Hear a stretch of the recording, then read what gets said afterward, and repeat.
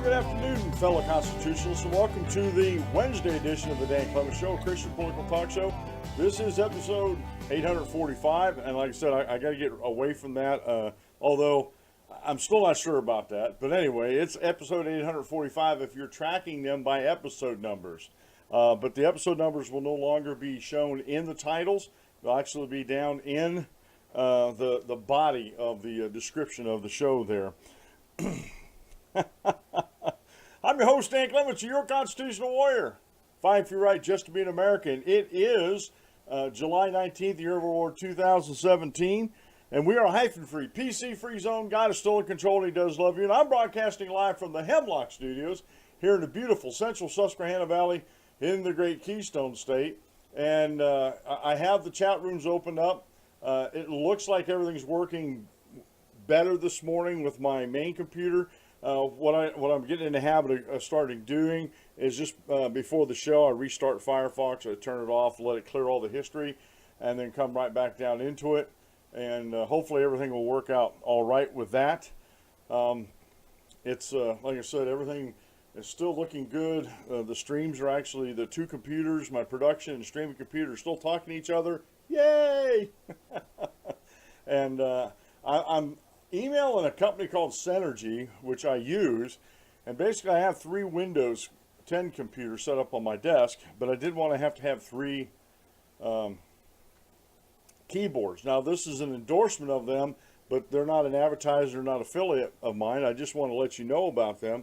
Synergy.com, and when you look it up, you'll see a link there that says keyboard and mouse. Click on that. If you have multiple computers like I do on the desk, or you have a computer and a laptop, you can do the same thing. I have 1 keyboard and 1 mouse to rule them all. I'm sort of like the Lord of the Mouse here with Synergy. Great company. Like I said, this is my endorsement of them. I'm trying to get them to become a sponsor of the show. Something I forgot to tell folks throughout the week here, my Blog Talk Radio numbers, way up there. On Sunday, we almost hit 1,000 on Sunday, and I haven't seen numbers like that for a long, long time, since before they changed the analytics tracking on the show. So I want to thank everybody that's listening live or downloading on Blog Talk Radio. Keep it up. I appreciate it. And please share this with your friend. If you like the show, you like what I'm doing here, like I said, I'm still trying to polish and this isn't an act, I'm just trying to polish the show and polish me up a little bit to make this a little more entertaining, educational, and understandable, not boring. And hopefully I'm none of that. Hopefully I'm none of that. So I just want to thank all my listeners on Blog Talk Radio. I am getting some minor, small upticks on YouTube. Of course, I'm still a newbie to YouTube. I didn't realize what SEOs were, search engine optimization, and I wasn't putting my titles in right. And so when you were looking up my titles, I was way down on pages. But when you looked up like the episode number, well, then it just showed episodes, and I was just wondering if they were keying off of that, because I've had those on every title.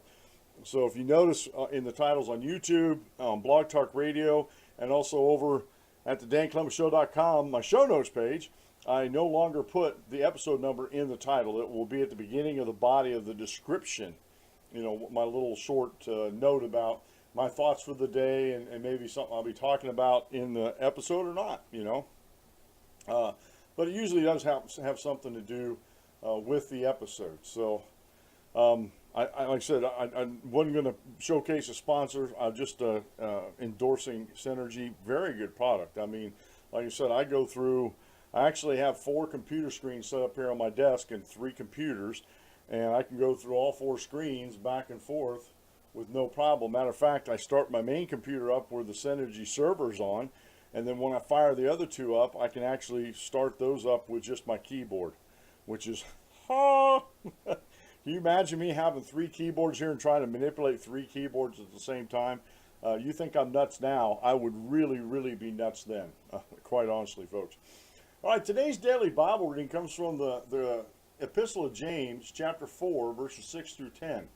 James chapter 4, verses 6 through 10. And of course, as always, this is in the New King James Version of the Bible. But he gives more grace. Therefore, he says, God resists the proud, but gives grace to the humble. Therefore, submit to God. Resist the devil, and he'll flee from you. Draw near to God, and he will draw near to you. Cleanse your hearts, you sinners, and purify your hearts, you double-minded. Lament and mourn and weep. Let your laughter be turned to mourning and your joy to gloom. Humble yourselves in the sight of the Lord, and he'll lift you up. So we get this idea where we're humbling ourselves in the sight of God, and if we draw near to God, he will draw near to us. And that's like the old, I use this, I love this illustration, I use it in sermons every now and then. Remember the old pickup trucks that had the bench seat, or the cars that had a bench seat, but the pickup trucks were famous for this, a bench seat, and you and your honey could be driving down the road, and she could be hugging on you while you're driving down the road, you're real close.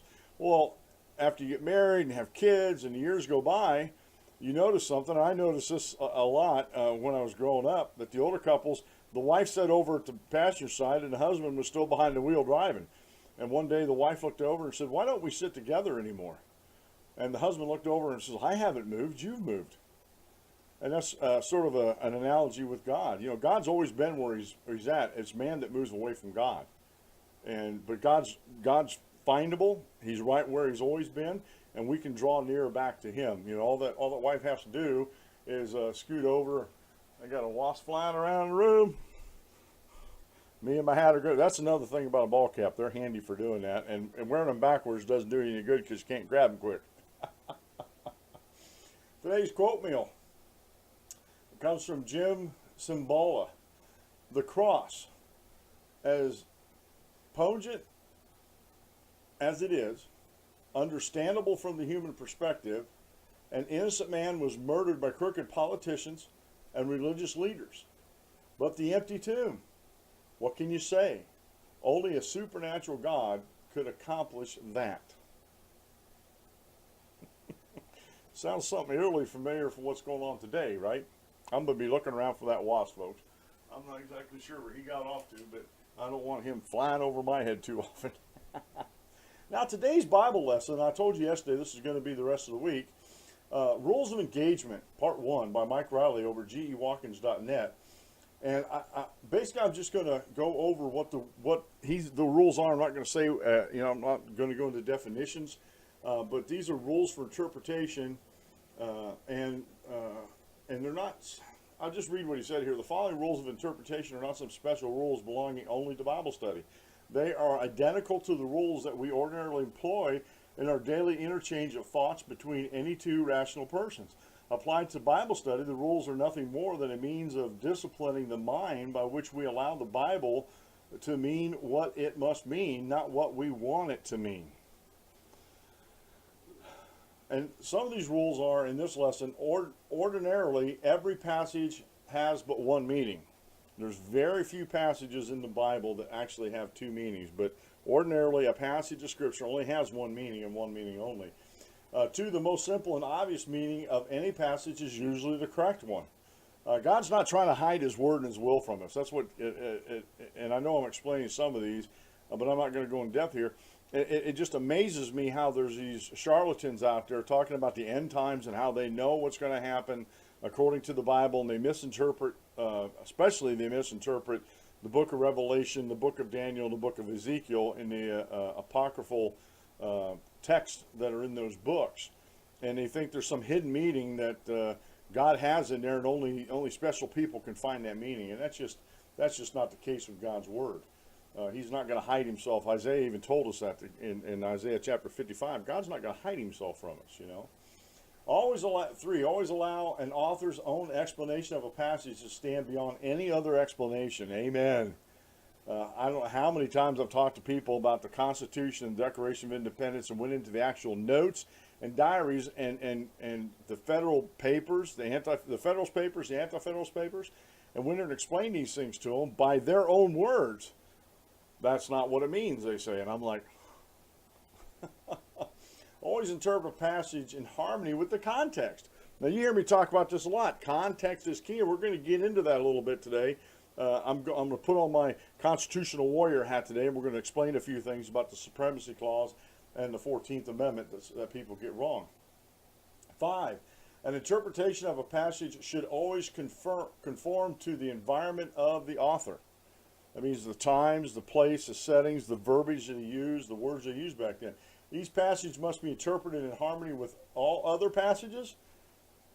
That's key, because a lot of denominations today, they believe one thing that's in contradiction with other passages, like baptism. They don't believe, a lot of denominations do not believe in baptism, which is in contradiction with the passages that actually talk about baptism.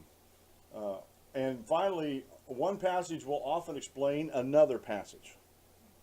And that's typical Bible interpretation here. More times than not, the Bible will explain itself. So I just wanted to share those with you there. And hopefully you go over to the danclemenshow.com and click on the show notes page, and you'll find that short Bible lesson. You'll find it very, very, very, very interesting. All right.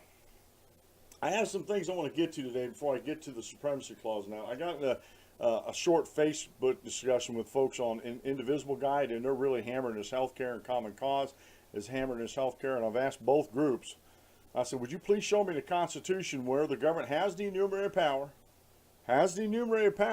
to govern over anything to do with our health? And it wasn't until this morning, I put this up yesterday, it wasn't until this morning someone was brave enough to actually put an answer out there, and we'll talk about that as the show progresses here. I thought this was real funny. I did. Democrats don't care about Democrats don't care about House cyber breach. This is the Daily Caller. Let me get over to that article. This is by Luke Rozak. He posted this on the 16th of July. The House Democrats professing moral outrage over the hacking of the Democrat National Committee has remained apparently indifferent to the likely penetration of the congressional computer system, declining to distance themselves from 5 Pakistani House server administrators who are the subject of an ongoing criminal investigation. House authorities banned the 5 administrators from the Congressional Information Technology Network in February as part of a Capitol Police criminal investigation of what Politico described as serious, potentially illegal violations of the House IT network. And it goes on and explains a little bit more about that. Democrats have claimed that they deplore hacking and view cyber attacks as a dangerous frontier. Wasserman Schultz introduced an amendment Thursday aimed at blocking a security clearance for any individual in the position of the executive office of the president who is under a criminal investigation by a federal law enforcement agency for aiding the foreign government. The fake news has penetrated the House of Representatives. Oh!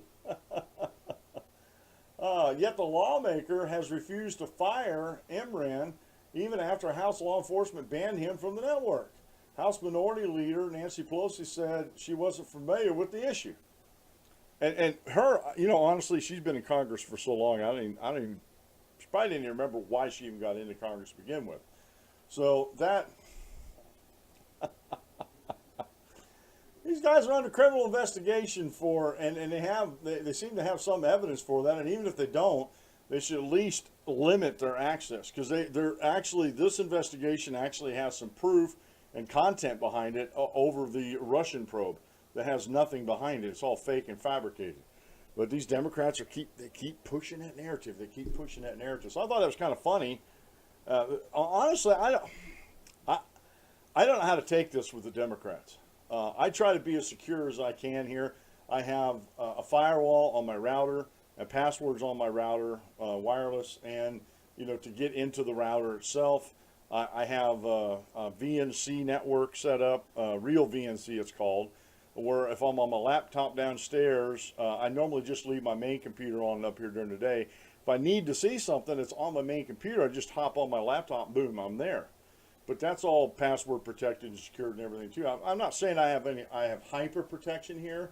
I'm just saying that I try to protect myself as best I can. And it would seem strange to me that if someone was accused of something like that, and they're under investigation or something, whether there's something to the investigation or not, they're under that investigation, they should be removed from that. Now, to extend that, like Debbie Wasserman Schultz does, to the White House, here we have, it's been proven. This investigation is still ongoing with the cyber attacks in the House, but time and time again, the new Main Street media has proven the fallacy of the Russian probe, that it was all fabricated by the New York Times and this fusion group with the dossier, and they're going to be coming before, if they haven't already, come before congressional hearings to talk about that. So I find it strange that these folks would actually act that way. But you know what? If they're going to be that stupid with their cybersecurity, they get what's coming to them, quite honestly. Just saying, folks. Another article I didn't get to yesterday, I had a whole bunch of them on there, and I had something on my heart over the weekend I wanted to talk to you folks yesterday. This is another thing, and I did touch on this throughout this whole net neutrality discussion since last Wednesday. Ryan McMacken over at Mises.org, very good site. Austrian economic teachers over there, very, very good site. Net neutrality strengthens monopolies and invites corruption. And I did talk about this in the past couple of days, where if the government continues to control the internet, eventually these companies are just going to unleash lobbyists on Washington, D.C. and start paying to have their way. And that's actually going to strengthen that government type monopoly that's been granted to these folks under net neutrality. And then the corruption is going to follow. And if that happens, these folks that are all for net neutrality are going to be out there weeping and gnashing of teeth because they're going to find out exactly what government control of the internet is going to look like. And what they did last Wednesday is nothing close to what a government can do as far as shutting down internet access. You look at China and look at North Korea, folks, if you don't believe me. So these folks that are for net neutrality, they need to study some things. They need to read up on some things and actually stop listening to each other. And that's sort of what I was talking about in my in naming this program, or putting a title to it. Proper interpretation of what we learn is very important. It's paramount. If we don't interpret properly what the things we see, we hear, we smell, we touch, we feel, that we understand, we take in and try to interpret and understand, if we don't have a proper interpretation and a proper hermeneutics to look at that, we could come away with the wrong answers. And part of a bigger overlying problem in America is our education system is broke. Our education system is broke. Now, I graduated from high school not too many years after the Department of Education was actually enacted, so I didn't have to go through all that nonsense. And as I go through the curriculum of the high schools and elementaries and junior highs today, it is nowhere near what we learned. It was reading, writing, and arithmetic, talk to the tune of a hickory stick. We had the basics and we had discipline. And our system, including the college system, has failed to teach our children the way they should be taught, because it's more of an indoctrination. This is the standard line. As Thomas Woods would say, this is a 3x5 of the populist opinion. And this is where you need to be inside that 3x5 card. And I think it's great that he does that on his show. And he talks about burning that card of opinion. But anyway, so our higher education system in this country has failed to instill discipline in their teaching. I know it's up to the folks, the parents, to actually discipline their children and instill discipline in them. But if the schools aren't doing it alongside the parents, the kids are getting mixed signals. And you know what? Kids are always going to take the easier way out. They are. They're human just like the rest of us. Most of us want to take the easy way out. And this is something, how do I want to put this as delicately as I can? There are folks out there that graduated high school or went on to college, and that's the extent of their learning, and that's where they stopped learning. They got what they wanted. They got into the job they wanted. Now they're having all sorts of fun, watching TV, bread and circus. And their education, if there was things lacking in their education, either they didn't recognize it or they don't care. And if they did recognize it and they don't care, they didn't do anything about it. Now, I always looked at my education never stops. This show, me teaching, never stops. Hopefully you're being educated every time you tune into one of these shows about something. Some of the stuff I share isn't very serious. It's on the lighter side, and I understand that. But when we get into start talking about the Constitution of the Bible, I think we need to take those things very seriously. When we talk about law by liberty, or liberty by law, I should say, liberty by law, we're talking about the Constitution. We're talking about the laws that are set up for this land. And there's too many people out there that are abusing it. Now, my buddy Dave shared with me yesterday the scripture that I was searching for. And I have a hard time searching for these things while I'm doing the show because I wear every hat. I'm the producer. I'm everything. Me, myself, and I are busy on this show. But I just want to read this one paragraph or two. It says, it seems some folks stop educating themselves after they accomplish the amount of schooling they want. Obtaining knowledge should be a lifelong pursuit. But we should not be like those of whom the Apostle Paul spoke to Timothy about in 2 Timothy chapter 3, verse 7. Now, it's actually a longer passage that we need to read on that. It actually starts in verse 1 and ends in verse 7. Let me read verse 7 first, and I'll go back and read 1 through 7 again. He said, always learning and never able to come to the knowledge of the truth. Now, Paul's telling Timothy starting in verse 1 of chapter 3 there, but know this, that in the last days perilous times will come. For men will be lovers of themselves, lovers of money, boasters, proud, blasphemers, disobedient to parents, unthankful, unholy, unloving, unforgiving, slanderers, without self-control, brutal, despisers of good, traitors, headstrong, haughty, lovers of pleasure rather than lovers of God, having a form of godliness but denying its power. And from such people turn away. And I can't emphasize that turn away enough. And that doesn't only mean just turn away. You need to run away from these type of folks. They're no good for you. Verse 6, for of this sort are those who creep into households and make captive of gullible women and loaded down with sins, led away by various lusts, always learning and never able to come to the knowledge of the truth. And he's talking about these other folks that he described up there a little bit earlier. And that's a proper interpretation of those verses in 1 Timothy chapter 3. They're always learning, and their learning is only superficial so they can put their foot in the door and then they can get their way with these gullible, and talking about gullible women, the idea there is just gullible people that are loaded down with sins. Now, we're talking on a spiritual plane right now, but it does have application in the physical world. There are so many people out there, and these folks I'm dealing with in Indivisible and Common Cause are these same type of people that they have this learning. They're always learning things, but they're never able to come to the knowledge of the truth. And why aren't they able to come to that knowledge of the truth? Because their learning is superficial.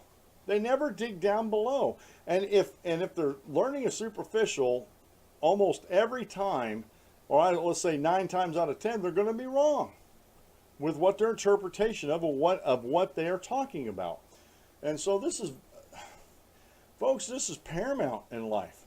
I mean, God expects us to understand His Word and use proper hermeneutics in understanding His Word. That's why I was giving these Bible lessons out, or sharing these Bible lessons with you over at the DanClementShow.com at the short Bible lesson. And they are short Bible lessons, but they're very, very informative. And we must look at things in the proper manner. Now, the question came up. The question I put out to the Facebook folks was, please show me in the Constitution where there's enumerated power, and I use that word specifically. Where is the enumerated power that gives the government the control to govern over our health, whether it's health insurance or health care? Show me those clauses. And I put this up yesterday, And when I came back down this morning, actually this morning, real quick, the first day of my PT, OT, I don't care what it is. I was doing aquatics in a swim pool. I was swimming, I was walking, I was stretching in the swim pool. I actually swam further than what I thought I could because it's been years since I swam, but I did pretty good. I got to know the lifeguard, Caitlin, another real nice lady there. Her first name's Nancy, and just enjoyed myself. I shouldn't have done it for 45 minutes because I am feeling my muscles a little bit, but it's not bad. And so I'm going to be continuing that. Pray for me on that. I'm going to continue that Mondays, Wednesdays, and Fridays. As a matter of fact, I'm going to have my wife and my daughter with me on most Mondays and Wednesdays when I go do that. So we're all going to get a little exercise, maybe get in better shape. But anyway, so when I came back from that today, I went on Facebook and saw these replies. And this one guy said, Article 6, Section 2 of the Constitution. And I said, well, what in the world is he talking about there? You know, I knew the Article 2 or Article 6, Section 2 says Constitution, the Constitution and the laws of the United States which shall be made in pursuant thereof. That's key. All treaties of which shall be made under the authority of the United States shall be the supreme law of the land, and the judges in every state shall be bound thereby. Anything in the Constitution or laws of any state to the contrary notwithstanding. Now they're talking about I kind of figured this is where he was going, talking about the supremacy clause. Now, on the surface, if you don't interpret that correctly, you'll think that any law that Congress passes is supreme over the state laws, and that's what they're trying to claim. These folks that are supporting the health care law says the supremacy clause gives the government that right. But, however, in that first sentence, pursuant thereof. Pursuant thereof. You see what that means? Now, I'm not an English major, and hopefully Mrs. March will be proud of me for actually dissecting the sentence a little bit. But when you see that word thereof, it's not therefore. When you see the word therefore, you need to look and see what it's there for, and it's following the things following that. When you see the words thereof, you need to look at the things that preceded that, thereof. This Constitution and the laws of the United States shall be made in pursuant thereof. What's the Constitution? It's a contract between the states and the federal government. The states created the federal government. The states enumerated 30 powers to the federal government. 30 enumerated powers to the federal government. That's it. Health and health care ain't one of them. The Constitution is a limiting, and it's not that the Founding Fathers meant it to be, they made it this way. It is a limiting document to make and create a limited government and only enumerated certain powers to the government. You go read the 9th and 10th Amendment, and especially the 10th Amendment is very, very clear about that the power is not granted to the federal government. Wait a minute. Well, I thought the federal government was supreme in everything. Who grants the federal government power? Who in the world can do that? The states who created the federal government. So any powers they didn't give or enumerate to the federal government remains with the states or the people thereof. So the Constitution hasn't always been a limiting document. It was what it was intended to be on the onset of it, or the outset of creating the Constitution. James Madison in Federalist Paper number 45 said the same thing, that the federal government their powers were limited and enumerated. So again, I asked them, and I even told him in my comment, I said, nice try with the Supremacy Clause. And I told him, I'm very blunt with people. I try to do it in a loving manner, but I'm also not mincing words either. I said, you need to go back and study that and see exactly what that supremacy clause is there for. And I know what they're being taught.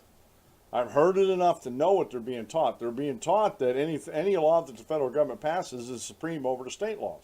And that is just not the case. If the federal government is passing laws outside of the enumerated powers that they have, it is unconstitutional, and the states are supreme then. All this fussing and fighting over everything that's going on between the federal government and states is summed up in the 10th Amendment. And if we just had some governors that had some intestinal fortitude and some state legislators that had some intestinal fortitude and says, whoa, stop. Both hands, stop. Whoa. Let's back this card up just a second here, folks. We, the states, didn't grant you that enumerated power for you to govern over that. And so any laws that you made in pursuant to that, thereof, are unconstitutional. And we, the states, don't have to follow them. So basically, they can tell the federal government on these unconstitutional things that they can take a very long walk off a short pier. And they would be right to do so. Now, this comes into this whole, and I've been accused of this years ago. I haven't been accused of it lately. Years ago, I was accused of this. Well, you're just about state rights, and you want to bring slavery back and all that. No. Slavery was an evil, wrong institution. And if they dare to go back and read guys like Frederick Douglass and his thoughts on emancipation and the founding fathers and their diaries on establishing the Constitution, if they tried to abolish slavery right then, which it was like within the Southern society, there would have never been a United States. The founding fathers made the best contract that they could at the time, and actually put some limiting things in, and I don't want to get into the 3/5, vote for the slave. But put some things in there that would limit the power of the South through the Constitution, and eventually they were going to have to correct this. Now, there was a civil war fought over that. There's a lot of debate on whether that we could have ended slavery without the Civil War. Who knows? There's good arguments on both sides, but I do tend to lean to the side that says that we could have ended this without a civil war and all that bloodshed. But getting back to the supremacy clause, and this is why I was going at with the slavery and that, they bring this up saying, well, you want to bring this back and, say, well, states are supreme over the federal government. Only in so much that they're not violating folks' rights, their God-given rights. Our Declaration of Independence, which is the spirit of the Constitution, says that we are endowed by our Creator with certain inalienable rights, that among these are life, liberty, and the pursuit of happiness. I didn't hear anything about, except for, and talking about skin color and that. We were endowed, everybody, all of humankind, all of mankind, were endowed by our Creator with certain unalienable rights, that among these, not limited to them, but among these are life, liberty, and the pursuit of happiness. And eventually that was going to have to be hashed out with the issue of slavery. But getting back to the supremacy clause and what folks are being taught today, they're being taught erroneous because it doesn't fit the narrative of a lot of people. And I've said this before and I'll say it again. A lot of these people say, well, we should be more like Europe in their health care. We should be more like Europe in their economy. We should be more like Europe in the way they govern things. And my response to them is, why don't you go take a long walk off a short pier, because you are so wrong, you need to soak your head for a little bit. And don't come up until you get the right answer. America should be leading. I love how these anti-freedom, quote-unquote, progressives that want to progress into the future are so regressive it isn't funny. They want to go back to what we left in colonial times. They don't want America to lead. They don't want America to lead on health care. They don't want America to lead on all these other things. I shared with you yesterday about the, I have to look this up real quick. Let me get over in yesterday's show notes.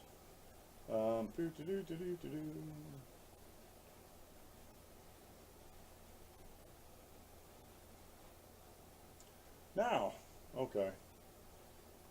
I can't. Oh, okay. Yeah, I gotta find this. It's from a foundation I was talking about yesterday. And I'm not sure if I have it in my show notes page from yesterday. Let me look that up. But anyway, this foundation, they were talking about, let me get over here. Yeah, Commonwealth Fund. It was a Commonwealth Fund.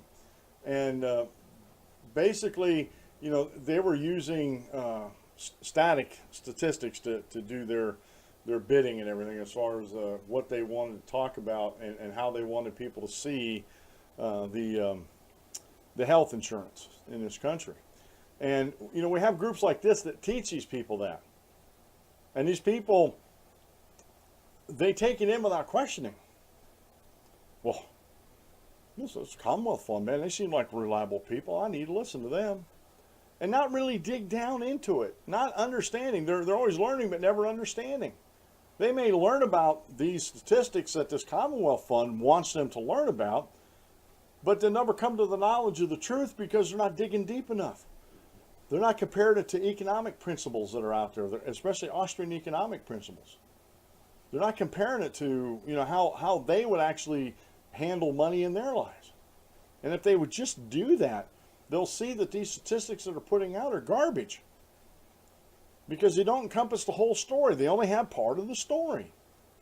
When the CBO marks up things like healthcare and other things, they forget about, if they do away with this, and this is what happens. If you want to do away with something, the CBO marks this up, this bill to do away with whatever, and says, well, this will hurt the American people because, you know, these people rely on this. And they never, in any of their pronouncements, talk about the free market. They always talk about just the bill.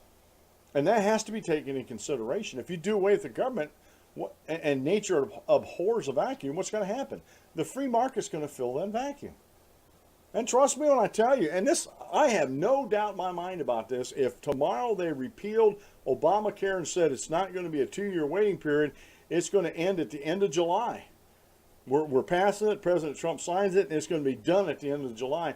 I have no doubt in my mind within a month or two, insurance companies, without any problems whatsoever, would start doing individual policies, business policies that would save people money, get them more access to the health care that they need, and everything would be hunky-dory. I have faith in the American free market and capitalist system that would happen. Too many people put their faith and trust way too much in the government, and this net neutrality issue is a very glaring example of that. So they talk about the supremacy clause. And let me get back over here. And let me just read what this actually comes from. I'm sorry. This article here was by David Forte and Matthew Spalding over at heritage.org. Heritage is a very good site for biblical, for constitutional studies. So is Hillsdale College. There's a couple other websites that are very, very good for this. They get these things absolutely right. Now, I know there's going to be a lot of people, and I shared this link over on Facebook with the individual guys. As soon as they see the Heritage thing in there, that's it. They will not look at that. Oh, Heritage, they're an alt-right organization that just wants to lie to us, and they'll never go in and read that. That's why they'll never, ever come to the knowledge of the truth, until they actually go do some research on themselves or by themselves, and quit listening to these quacks that are out there and start educating yourself. Now, this says here, any federal system needs a strategy for dealing with potential conflicts between the national and local government. There are at least 3 strategies available. First, each government could be given exclusive jurisdiction over its respective sphere, which would, at least in theory, avoid altogether the possibility of direct conflict. Second, the governments could have concurrent jurisdictions, but one government could be given power to veto actions of the other, either in the event of actual conflict or in general classes of cases. Third, both governments could be allowed to act without mutual interference, but one government's acts could be given primacy over the other's acts in the event of actual conflict. The Supremacy Clause embodies the third strategy. It is a conflict of rules specifying that certain national acts take priority over any state acts that conflict with the national law. In this respect, the Supremacy Clause follows the lead of Article 13 of the Articles of Confederation, which provided that every state shall abide by the determinations of the United States in Congress assembled on all questions which by the Confederation are submitted to them. Federal statutes and other federal laws are, of course, supreme only if made in pursuance of the Constitution. And Chief Justice John Marshall used the language of Marbury v. Madison, 1803. And let me stop reading here. This is where a lot of folks like to go back to, well, the Supreme Court has supremacy. You know, the Supreme Court has the final say, you know, and they misunderstand even that. But to support his argument that the Constitution contemplates judicial review, thus the Supremacy Clause does not grant power to any federal actor such as Congress. It deals with resolving a conflict between the federal and state governments once federal power has been validly exercised. Now remember that term, validly. You know, that they have a right to exercise that, in other words, even though governments don't technically have rights, but they can validly exercise that power. It is a straightforward interpretive rule that is addressed to all legal interpreters, including members of Congress, federal executive officials, federal judges, state court judges, or other states' officials. It does not preclude other strategies for dealing with potential national state conflicts, nor does it allocate power between the national state governments. Other parts of the Constitution does that.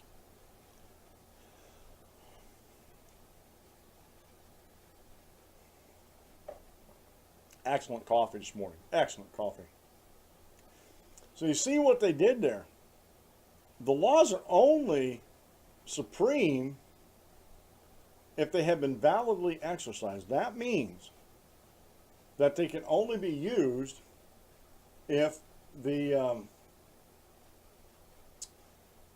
Constitution says that they have this enumerated power that the states granted to the federal government. And I'm going to try to find this. 30 enumerated powers by the 10th Amendment Center. Article 1, Section A of the Constitution is widely cited as being an exhaustive list of congressional power, but in reality, there are a total of 30 and up to 35 depending on how one counts them. Sometimes they separate them.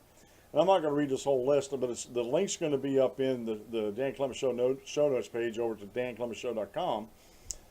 Congressional powers that are listed throughout the document, find them here. Just a couple of them here. To lay and collect taxes, duties, impost exercises, to pay the debts and provide for the common defense and general welfare of the United States of America, of the United States. But all duties, imposts, and exercises shall be uniform throughout the states. That means one state can't be charged more than the other per capita or whatever, you know, and so that has to be uniform. And the one thing, I wanted to read this first one here because this is another thing that they take out of context, the general welfare. That is a clarifying clause, that when laws are made in pursuant to these enumerated powers, they have to be for the general welfare of everybody, not just a select group. And a lot of people misinterpret that on purpose to say, well, this gives the power to the federal government to govern over welfare. And they don't go back like I was shown in that Bible lesson this morning. They go back and read what the original author's intent was for that. I know there's a lot of libertarians out there, well, they should never put that in there to begin with. I said, why? They defined what the terms were when they wrote it. That's what we're supposed to use when we interpret it. And so we get all sorts of mayhem and just grumbling and stumbling and rumbling out there because people do not take the time to educate themselves and interpret things properly and question what they hear. Question the narrative, folks. I'm going to get a t-shirt made up like that. Question the narrative. Put them on Teespring or something like that. I don't know. They're allowed to borrow money on the credit of the United States to regulate commerce with foreign nations and among the several states and with the Indian tribes. Now that Commerce Clause, Congress could come through and say, hey, look, states, you have to allow your citizens of the states, your residents of the states, to buy insurance across state lines. You can't restrict them of that. You're restricting their commerce between states, and that's against federal law because they have the Commerce Clause was put in there to make trade or commerce regular among the states, not to regulate it, to make it regular. And through minor regulations, they can do that. And it goes on. I encourage you to go read that. So we see these things here where they don't understand the Constitution. The anti-freedom folks out there, the, regressive progressives, are They're out there trying to tell people the Constitution either means what it doesn't mean or it doesn't matter to begin with. It doesn't matter anymore. It's an old document. We need to get away from it. And this side of heaven and this side of the Bible, I believe the Constitution is not perfect, but it's one of the greatest documents that man has ever produced. I could stand to be corrected on that, but that's my thoughts and on this subject. Not my feelings, it's my thoughts. That these guys got together. Some of these guys were very young. There wasn't too many old guys at the Continental Congress that was putting together the Constitution. They were fairly, either on the young side to middle age. Ben Franklin was on the older side, but that was Ben Franklin. So we see here in the Supremacy Clause of Article 6, it doesn't mean what they want it to mean. Never has and never will. And matter of fact, I'm going to go over here real quick and just see if I got an answer. Sometimes these folks are home and they're answering these questions, and sometimes they're not. And a lot of times I get these questions shot back at me that they're very, very snarky on this. Okay, I did get a comment back. Let me look and see what it is. And the 14th Amendment, the other one real quick before I get into that comment. They were talking about the 14th Amendment. The only thing I know that has been used in the past is the due process part of the 14th Amendment, but that doesn't have anything to do with health care as far as I'm concerned. Let's see here. I guess I have to go look at more replies. Let's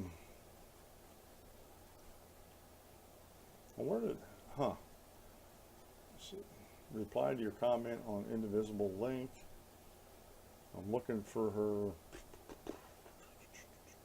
There it is.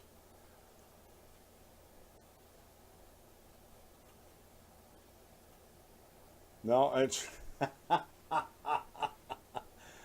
$10 says this guy gets into arguments how he thinks income tax is unconstitutional. As much as I dislike the 16th Amendment to the Constitution, it is part of the Constitution, and no, it's not unconstitutional. It happens to be very constitutional because we amended the Constitution. Now, is it right? We can debate about its rightness and wrongness, but it is constitutional. And I'm going to tell this out. I got to do this right now. I hate to do this, folks. You would lose the 10. You would lose the $10. I just had to put that in there. Because these people don't like the Constitution. Barack Obama doesn't like the Constitution. Hillary Clinton doesn't like the Constitution. Progressive progressives, whichever way you want to put it, they don't like the Constitution because it gets in their way. It hamstrings them. So they want to do workarounds around the Constitution. And no matter what everybody says about Chief Justice Roberts, he was absolutely wrong in what he did on putting in the severability clause back in, which Democrats on purpose left out, and then ruled that the penalty, that the $2,000 wasn't a tax, wasn't a penalty, it was a tax. Therefore, if it's a tax, Congress can lay that tax. But I don't know, I don't know what else it would be.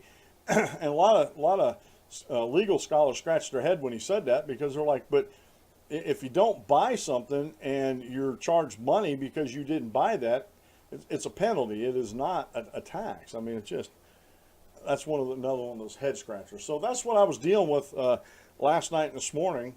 I thought I'd just bring that to your attention because this actually permeates this interpretation of things in our lives. Proper interpretation of what we learn is very important. There's been some YouTubers that have been in the news. There's this one, he's very popular, his name's Jake Paul, and I just say Jake Paul YouTube jerk, and there's some news on him on Google News, and there's just links up there that takes you to a bunch of articles about him. Basically, this Jake Paul was on some Disney show, and he got some notoriety and fame there. He lives in a West Hollywood's subdivision or whatever, very nice neighborhood. But pretty much every day there's almost a riot going on there with all his fans coming there to see him there because he gave out his address. The neighbors are getting mad about this. Some of the liberals out there are like, "Oh, what's the big deal? You know, if you do something about it, there's going to be actually more circus with this." And I'm like, "Oh, so that's an excuse not to do something?" You know, that he's actually, talk about this non-aggression pact, do no harm to other people. He's actually doing harm to other neighbors and their properties, and they're there. You know, they got a right to live their life in peace and quiet, and not have all these rioters, not rioters, but these fans making big noise and scenes down there. And he does all sorts of stupid stuff on YouTube, and the guy's got millions of subscribers and millions upon millions of views. The guy makes Phil DeFranco yesterday on his video estimate that he's making anywhere from $1 to $5 million a video, or a month, not a video, a month off these videos, depending on how they're paying him. And so not only he probably made some good money with Disney, now he's making anywhere from $1 to $5 million a month. And I've watched some of his videos, and to me, I don't get it. Maybe I'm just too old and don't get it, and maybe I'm not as narcissistic as some of these people are on YouTube. But he only does this stuff for attention. That's all I can see. He does this stuff for attention, and his buddies fuel it. You know, he's got a posse or an entourage that follows him, and so that. But he's popular on YouTube, and YouTube, he pays these guys very good money for having all the hits and everything on the show. And like I said, it's like a truck driver used to tell me, "I don't get it, Big Dan." I don't get it either, man. This guy's, I won't say his last name. His first name is Lewis, and if he listens to the show, he'll know what I'm talking about. I don't get it, Big Dan. I don't get it either, Lewis. It's a head scratcher. It really is. And along with that, there's a YouTube daredevil who filmed himself illegally diving from cliffs and buildings, and he gets sentenced. And this is by Chase Steffen over at the Daily Wire. And basically on Friday, Anthony Booth, Armor, mugshot, there's a mugshot in below, the 28-year-old thrill seeker known as 8 Booth online was sentenced to probation, community service, and a day in Orange County Jail after pleading guilty to 4 misdemeanors. Armor's YouTube channel began to blow up back in August 2016 when he posted a video of himself trespassing on the cliffs of Crystal Cove in Southern California, jumping off and avoiding the rocks and certain death by luck in inches. The LA Times reported Armor was convicted of 2 counts of unauthorized entry of a dwelling and 2 counts of trespassing with intent to interfere with businesses, according to Orange County Superior Court records. So here, and this guy has, I went and checked out his YouTube channel, and he has hundreds of thousands, if not millions, of subscribers and hits and things on his YouTube. Just for what? Just for what? And there was another. I don't have this article here, and I was watching on Philip DeFranco, and they had a story on One American News Network about this young couple, very young, just 19, 20-year-old. They took a 50 caliber pistol and shot through a great big dictionary, and he was holding it in front of his chest to prove that the 50 caliber wouldn't travel through it, and he died. And it was like, that was horrible. You know, first off, all they had to do was go to Destruction Ranch or some of these other YouTube channels that shows you the strength and ability of some of these rounds that they have out there, and they will learn not to do that. But in a previous video, him and his girlfriend were complaining about, well, they just want to be famous. We just want to be famous. And on YouTube, fame equals money. It really does. That's like the new, YouTube's almost like the new Hollywood, where all these stars are making lots and lots of money. And they just want to be famous. Now he is famous, but for the wrong reasons. And we live in a very narcissistic society, folks. And we, like I said, we don't interpret things that we learn in life correctly.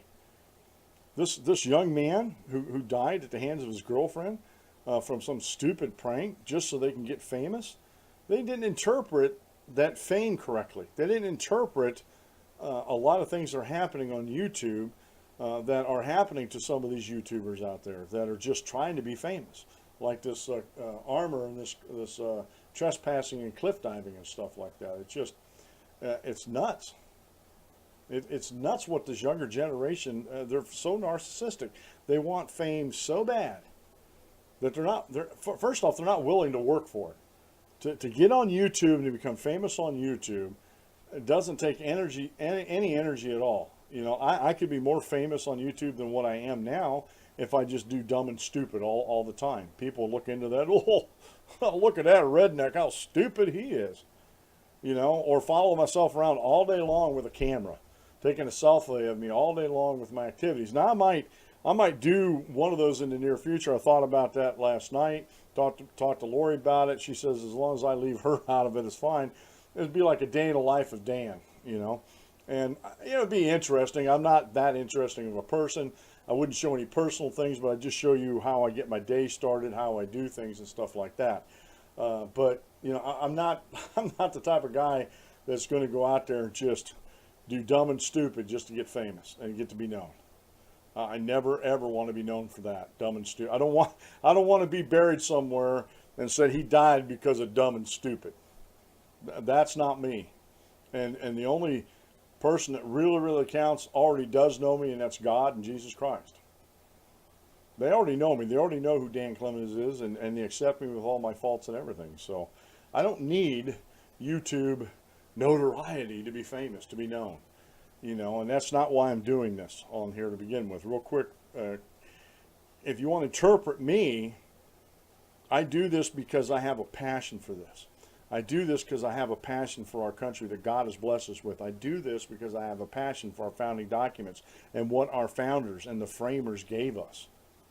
You know, through the Declaration of Independence and the Constitution and all these documents and these freedom fighters all the way back to the Magna Carta and even beyond that in antiquity that they gave us, that came to fruition here in the United States. And I love the fact that God has blessed me to live here. And I want to share those blessings with folks. And I want to make sure people are interpreting things the right way. I want to make sure that people are understanding what we have here and not let these charlatans out there that have no understanding and never come to the knowledge of the truth to sway them in their opinion whatsoever. And that's why I do this. This is why every now and then I break out as your Constitution warrior and explain the Constitution to you just a little bit more, so you can come away with an understanding, and maybe the next time you go pull that lever in the booth, that you'll have a better understanding of who you're voting for and who you need to vote for or not vote for, and subjects you need to be passionate about and subjects you may not need to be passionate about. Is that a laudable goal for me? I think it's a good goal for me, and I strive every day to do that. I strive to get this show out in a manner that is maybe not perfect, but you know, it does the job. So, folks, I see we're winding down on the show, and things are coming to a halt here. So, it's been the Dan Clemens Show. I'm your host, Dan Clemens, your constitutional warrior. Remember, if you aim at nothing, you hit it every time. Have a great rest of the day, and God bless, and we'll see you tomorrow at noon.